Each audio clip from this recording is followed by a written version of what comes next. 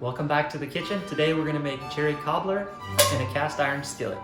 Okay, the first thing we need to do is preheat the oven to 350. Butter up the bottom of your skillet.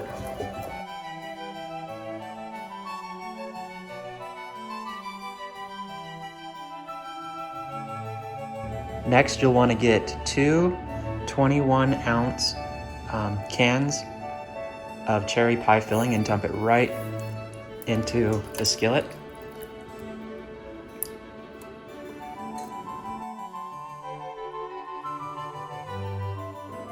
And then just spread that out evenly across the bottom.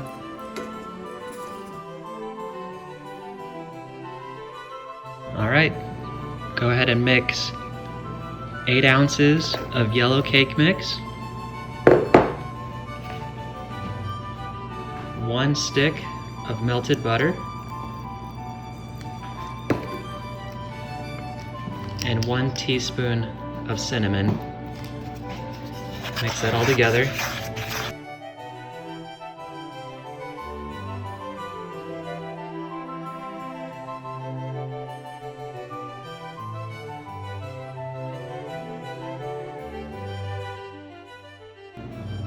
Okay, the last step is to take your batter, take some scoops, and dollop it around on top of the cherries.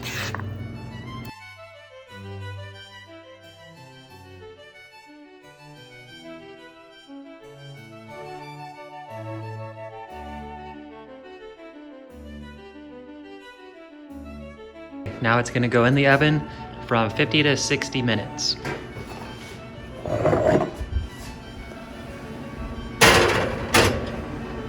Okay, it's time to take the cherry cobbler out of the oven.